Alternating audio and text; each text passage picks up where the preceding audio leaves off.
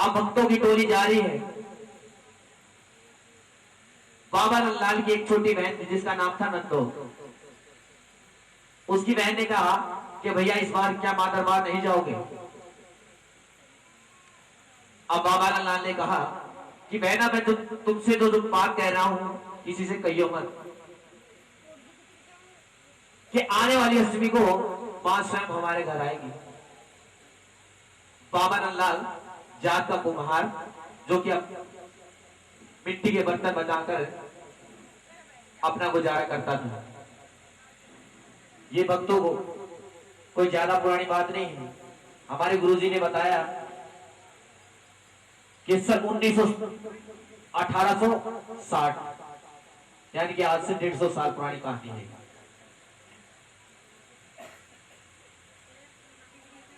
वाली थी गली गली कूचे कूचे घूमती फिर गई कि ऐ बात प्रेमियों, आने वाली अष्टमी को मां स्वयं हमारे घर आएगी। अब अष्टमी का दिन आया। अब बाबा लाल ने देखा, अपनी बहन से कहा, ऐ मूर्ख तूने ये क्या किया, अपने खाने को तो दाना नहीं, इतनी संगत को कहां से खिलाऊंगा। अब बहन ने कहा कि भैया उस मां पर विश्वास रखो और खेतों में जाओ, सूद मिट्टी लेकर आओ, मां का आसन लिपना, मां की चौकी सजाने, जैसे कि आज इस परिवार ने मां की ये चौकी सजाई है और चल पड़ता है खेतों की तरफ। नरेला और के पास में एक गांव है सिंघोला।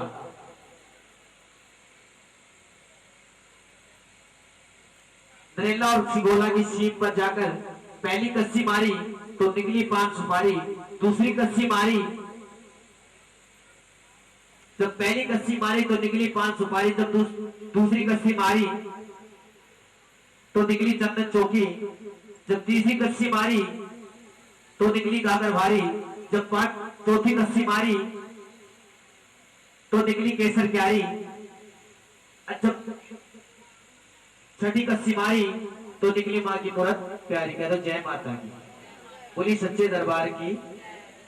अब मां की मूरत को देखकर बाबा नंदलाल ने कहा कि मां सारा जागरण का सामान यही रख दिया, अब चाहे सारा संसार क्यों ना जाए, तेरा जागरण मैं बड़ी धूमधाम से मनाऊंगा। कह दो जय माता की, बोली सच्चे दरबार की।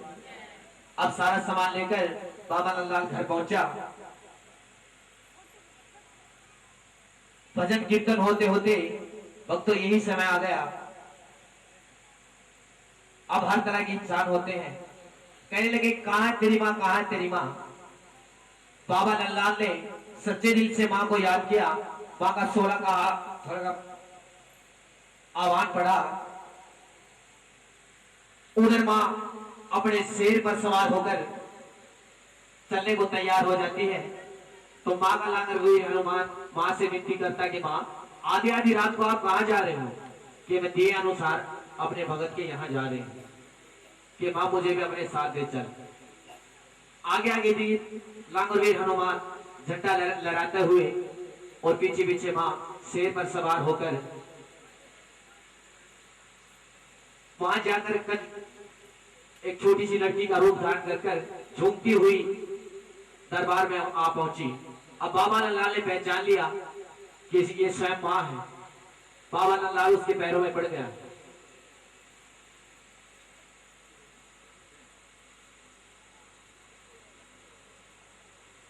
अब बाबा नंदलाल ने कहा मां अगर आई हो तो सबका उद्धार करके जाना और सबको दर्शन देके जाना। सभी संगत हीजे और मां ने साक्षात दर्शन दिए। अब मां बाबा नंदलाल से कहने लगी कि बेटा नंदलाल, सभी भक्त मेरे लिए कुछ ना कुछ लेकर आए हैं, तू बता मेरे लिए क्या लाया है। अब बाबा नंदलाल ने कहा कि मां तू सारे जग को देने वाली है, भला मैं तुझे क्या दूं। अब मां ने कहा नहीं बेटा, मैं स्वयं चलकर तुम्हारे घर पे आई हूं, तुझे कुछ ना कुछ तो देना पड़ेगा। अब तो पहले जो जागरण हुआ करते थे छैने और मंजीरों के साथ, चिमटों के साथ मां के भजन कीर्तन हुआ करते थे। छैना पड़ा था, छैना उठाया और एक ही बार में सिर सिर काट के मां के चरणों में चढ़ा दिया। मां ने कहा, ऐ मूर्ख, मैंने तेरी जान थोड़ा ना मांगी थी। अब बाबा लाल कहने लगा कि मां आगे घोर कलयुग है, आगे ऐसी कठिन परीक्षा किसी की मत लेना, आगे क्या पता कोई तेरे चरणों में शीश चढ़ा सके ना चढ़ा सके। तो आज से आप नारियल की भेंट स्वीकार करें। आप भक्तों को दर्शन देने आ रहे हैं। तूने तो एक बार मेरे चरणों में शीश चढ़ाया है, तेरे तो न जाने कितने ऐसे भक्त हो गए जिनके कई कई जन्म बीत गए मगर मैंने दर्शन नहीं दिए। अब बाबा लाल ने मां से कहा कि मां हमें भी बताओ ऐसे ऐसे कौन से ऐसे भक्त हो गए जिनके कई जन्म बीत गए मगर आपने दर्शन नहीं दी। आइए जो जोड़े के साथ है पहले उनके नारियल चढ़ेंगे।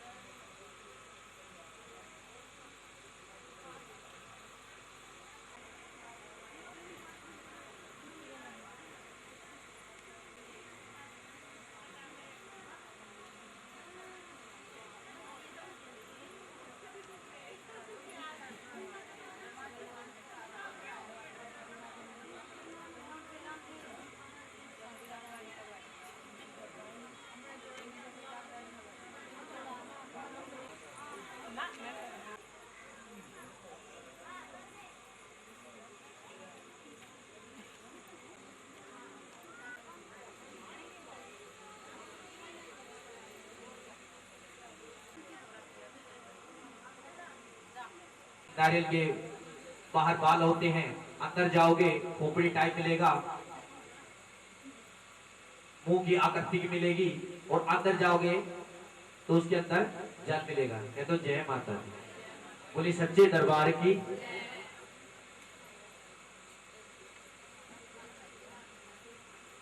अब बाबा लाल ने कहा कि मां हमें भी बताओ कि ऐसे कौन कौन से ऐसे भक्त हो गए कि जिनके कई जन्म बीत गए मगर आपने दर्शन नहीं दिए। अब मां स्वयं अपने मुखारविंद से तारा रानी का इतिहास सुनाती है। कह दो जय माता दी बोली सच्चे दरबार की। कि पूर्व काल के अंदर राजा सब हुआ करते थे जिनकी प्रजा हर तरह से खुशहाल सुखी। राजा को चिंता और दुख था तो सिर्फ एक बात का कि राजा की यहां कोई संतान नहीं थी। राजा मां का सच्चा सेवक था, मां का सच्चा भक्त था। हल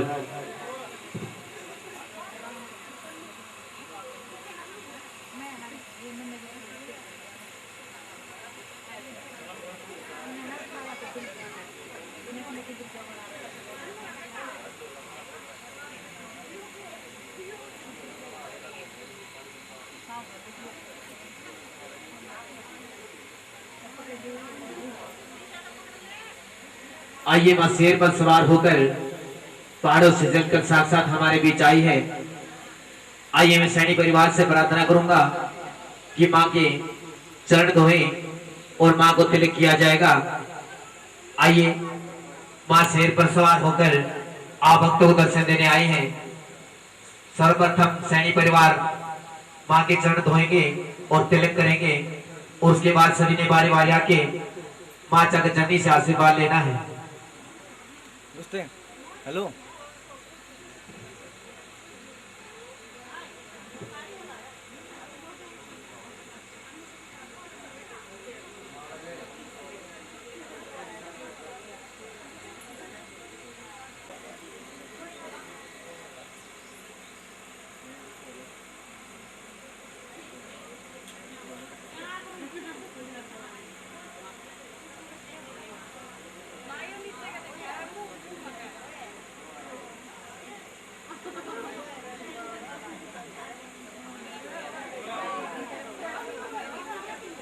और आइए सभी बारी बारी आएंगे, क्योंकि माँ स्वयं चलकर हमारे बीच आई हैं। आइए सभी ने माँ के चरणों में मत्था टेकेंगे और माँ से आशीर्वाद लेंगे। 2 मिनट का समय भक्तों, सुबह सुबह की अमृत बेला है। आइए 2 मिनट का समय, सभी बारी बारी आके माँ से आशीर्वाद लेंगे।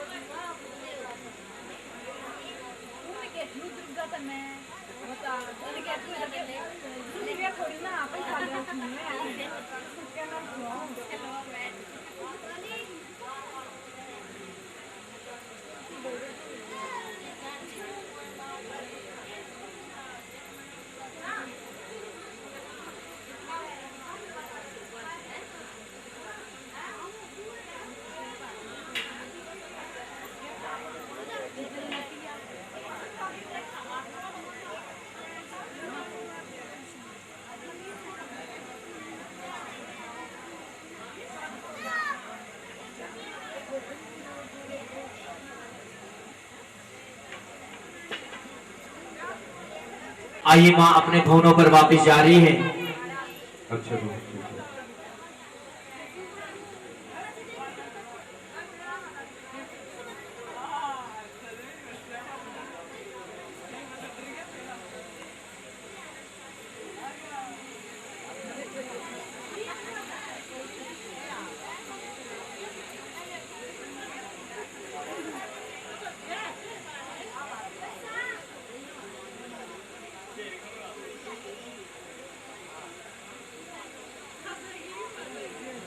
अच्छा, तो हम चलोगे।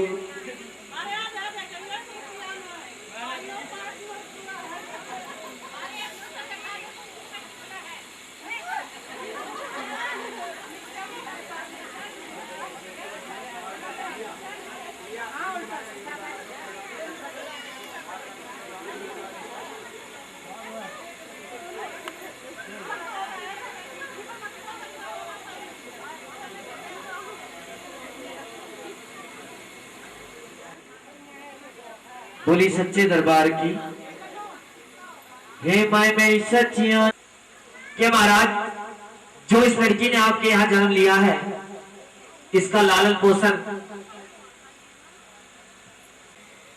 कि इसका विवाह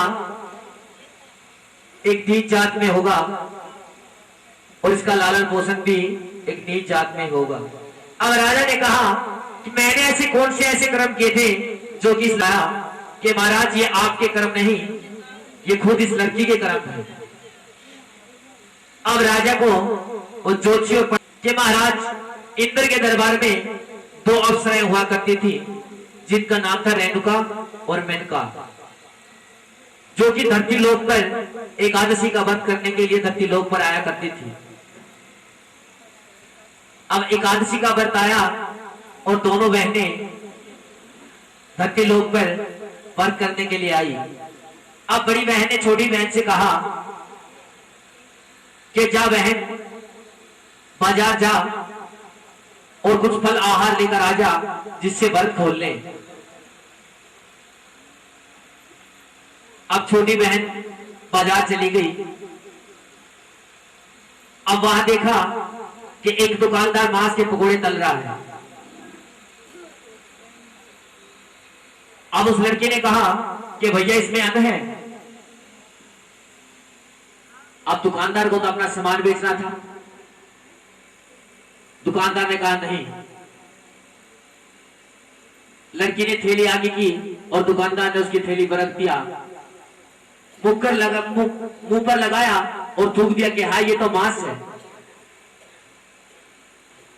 वहां से चल पड़ी, अपनी बहन के लिए फल आहार लेकर अपनी बहन के पास पहुंची कि ले बहन अपना व्रत खोल ले। अब बड़ी बहन ने छोटी बहन से कहा कि तू व्रत नहीं खोलेगी? कि नहीं बहन, मुझसे अनजाने में मांस का सेवन हो गया। अब बड़ी बहन बड़ी क्रोधित हुई कि इतनी एकादशी के व्रत के दिन लोग अंग का दाना नहीं तो खाते और तूने मांस का सेवन किया है। जब मैं तुझे शराब देती हूँ, तेरे चारों ओर मांस ही मांस हो। कह दो जय माता दी, बोल सच्चे दरबार की।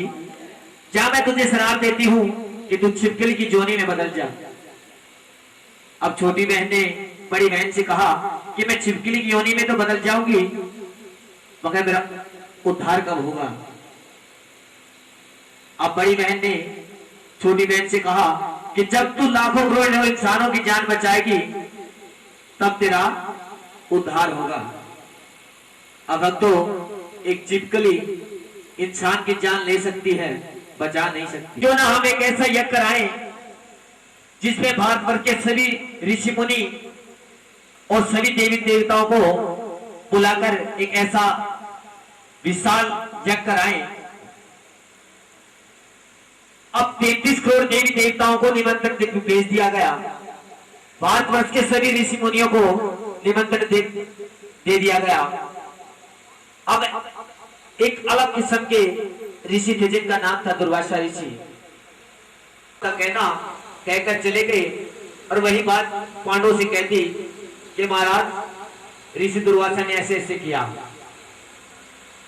अब पांडवों ने वह बात अनसुनी कर दी और यज्ञ की तैयारी कर दी। अब ऋषि दुर्वासा ने सोचा कि पांडवों ने मेरा अपमान किया है, मैं इसका बदला जरूर लूंगा। कहते जय माता दी, बोल सच्चे दरबार की, कि मैं इसका बदला जरूर लूंगा।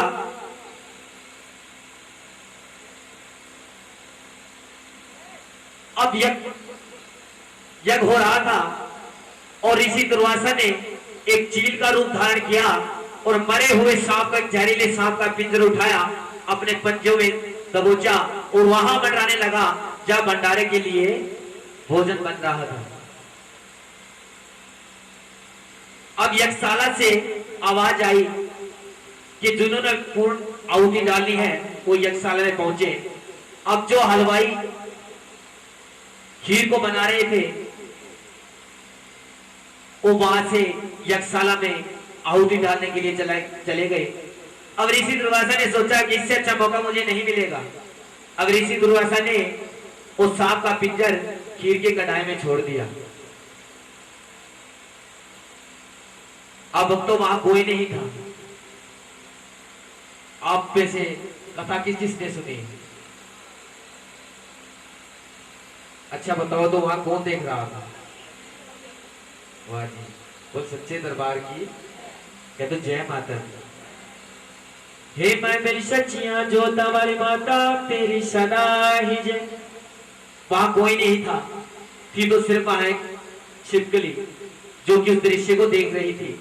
अब छिपकली ने सोचा कि मैंने बुरे कर्म किए थे जिसकी मैं सजा भुगत रही हूं और यही वो वक्त है कि जैसा मेरी बहन ने बताया था कि लाखों करोड़ों इंसानों की जान बचाएगी, शायद यही वो मौका है, क्यों ना मैं अपने प्राण त्याग दूं और इन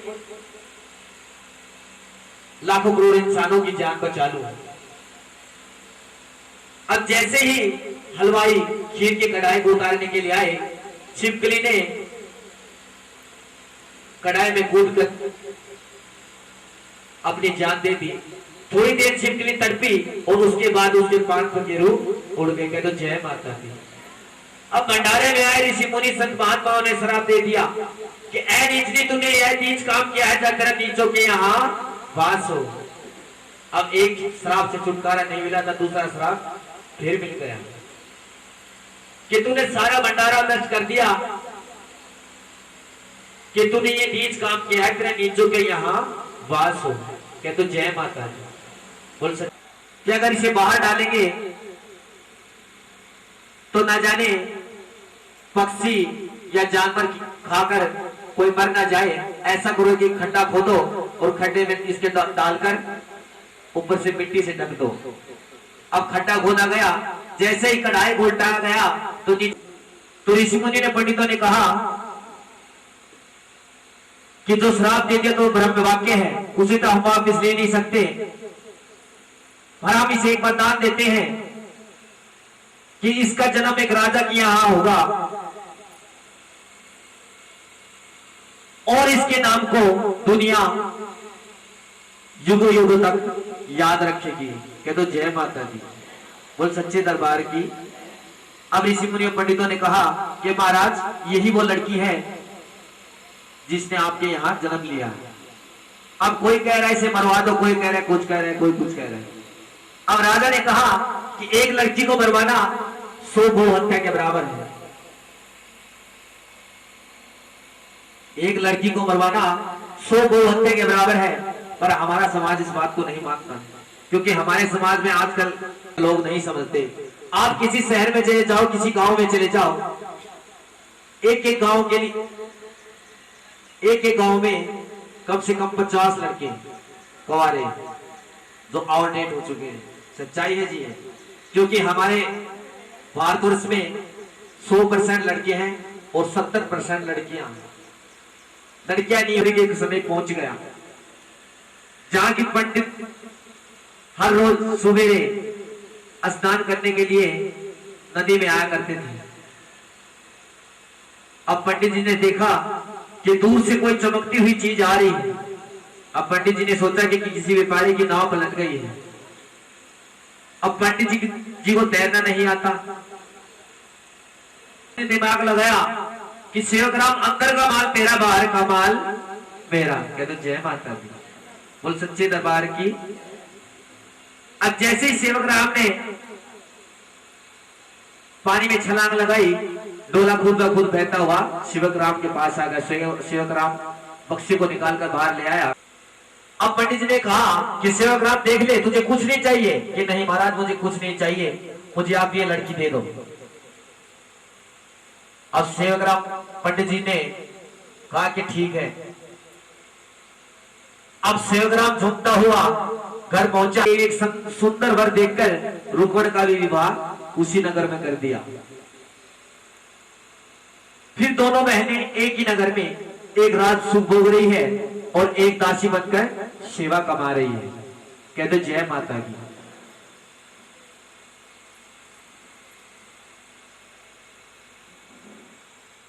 अब रुक्मण की शादी हुई। रुक्मण अपने घर गई, सासू मां को प्रणाम किया। सासू मां से कहा कि मां जी, आज के बाद आप कोई काम नहीं करोगे, आज के बाद आपका सारा काम मैं करूंगी और आप आराम करोगे। कहते जय माता दी। बोल सच्चे दरबार की। 5 वर्ष बीत गए।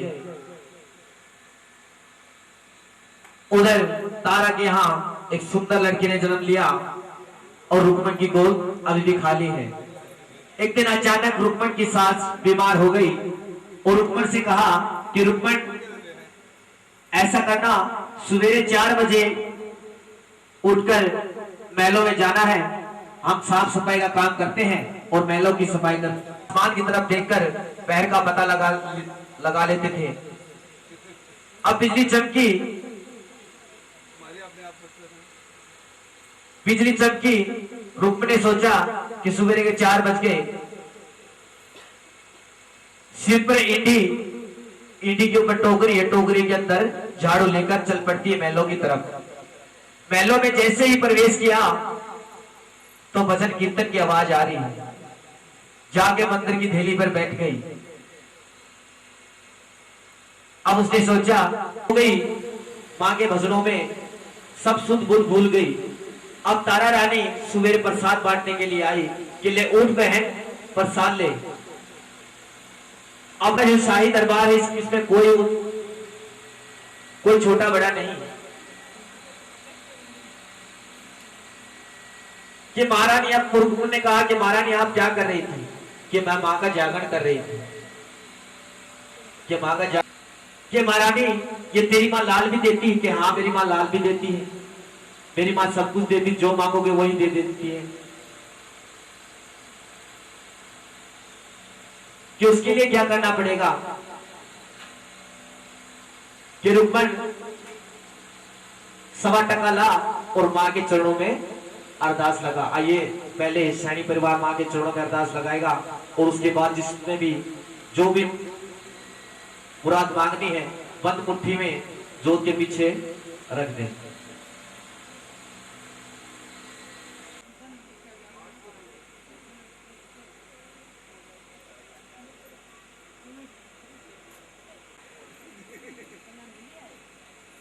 अब रुक्मण ने अरदास लगाई और ठीक 1 साल बाद रुक्मण के यहाँ एक सुंदर लड़के ने जन्म लिया।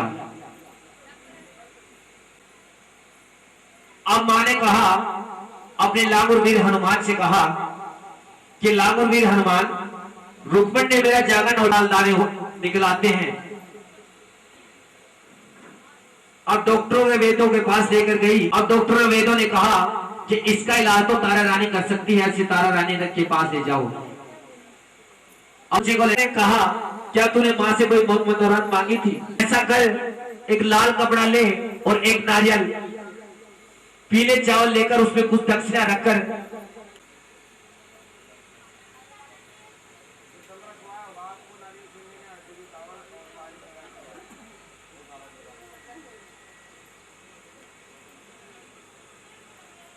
जिसे हम दल बोलते हैं, ये होता है निमंत्रण। अब तारा रानी ने, पंडित जी ने कहा कि तू कौन? जागरण हम मंदिर में कर देंगे। अब रुक्मण ने कहा कि जागरण होगा तो मेरे घर में होगा, नहीं तो नहीं होगा। कहते जय माता दी, सारी मंडली तेरे यहाँ जागरण में आएंगी। दल स्वीकार कर लिया कि आने वाले शनिवार को तेरे यहाँ जागरण होगा। अब तारा रानी मां, क्योंकि रानी को तो जागरण में जाना थी। अब पीछे से राजा की आंख खुल गई। अब राजा लेकर चल पड़ता है। अब डाकू कहते भाई ऐसे थोड़ा ना चलेगा, सारी रात हो गई हम इसका पहरा दे रहे हैं, तू आया और उठा के चल दिया। और राजा ने अपने मुख से कि महाराज हम तो पहली बार आए थे, पहली बार में ही फंस गए। अब राजा को तो ये देखना था कि तारा रानी रुक्मण के घर का प्रसाद खाएगी या नहीं खाएगी। अब राजा चल पड़ता है। भक्तों जो पहले जागरण हुआ करते थे, अब जागरण होते हैं मां वैष्णो के। पहले जागरण हुआ करते थे महाकाली के, जो कि बंद दरवाजों, 13वें मंदिर बसते थे, जो कि बंद दरवाजों के अंदर हुआ करते थे। जिसमें मंदिरा गई, दरवाजा बंद हो गया और भजन कीर्तन होने लगे।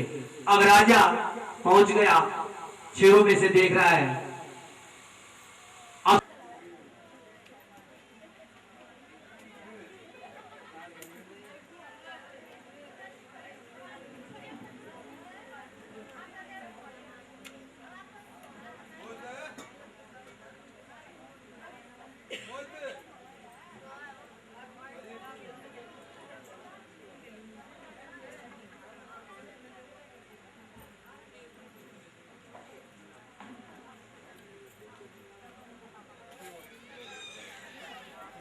है अम्बिके गौरी नारायणी नमोस्तुते नमोस्तुते।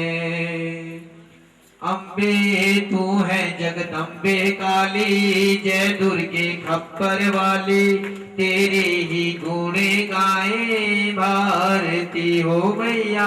हम सब उतारे तेरी आरती।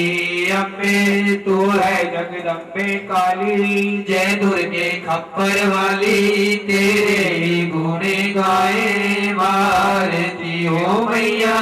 हम सब उतारे तेरी आरती। नहीं मांगते धन और दौलत, ना चांदी ना सोना मैया, ना चांदी ना सोना। हम नहीं मांगते धन और दौलत, ना चांदी ना सोना मैया, ना चांदी ना सोना।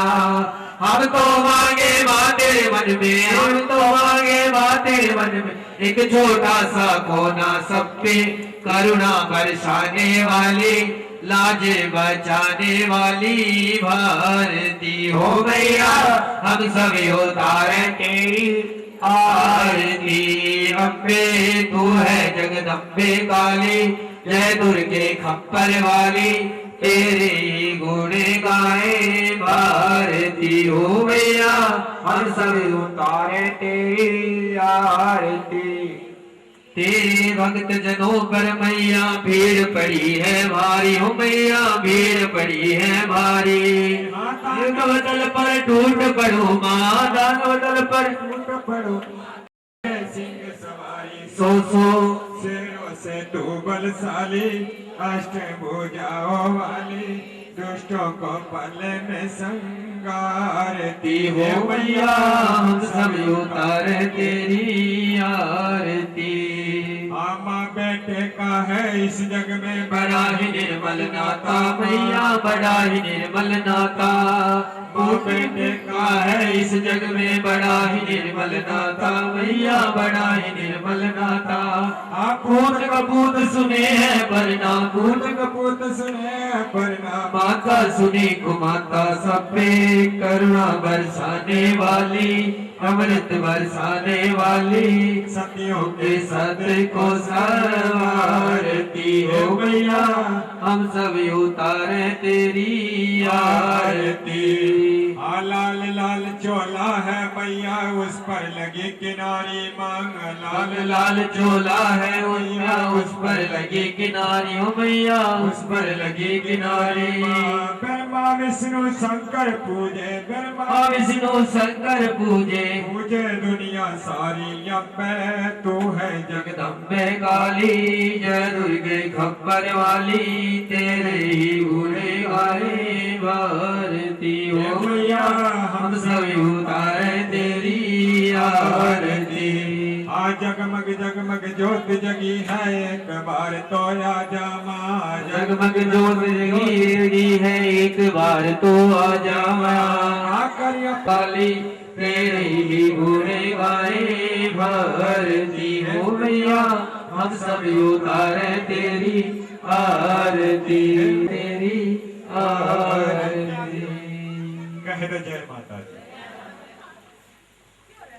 हाय ओम ओम जीवा मेरा नाम पुकारती आरती। हाय ओम ओम जीवा मेरा नाम पुकारती आरती हो मैया आरती मैया। हसेरा आरती। हाय ओम ओम जीवा तेरा नाम पुकारती आरती हो मैया आरती। वाली माँ तेरी आरती, लता वाली माँ तेरी आरती। पंच पंच पांडवों ने भवन बनाया, भवन बनाया, भवन बनाया। आरती हो मैया आरती, लता वाली माँ तेरी आरती, जोता वाली माँ तेरी आरती। रोम रोम जीवा तेरा नाम पुकार दी आरती हो मैया आरती। सेरा वाली माँ तेरी आरती, अम्बे रानी माँ तेरी आरती। बोलिए सच्चे दरबार की जय। बोलिए बालाजी महाराज की जय। आइए आरती हो चुकी है।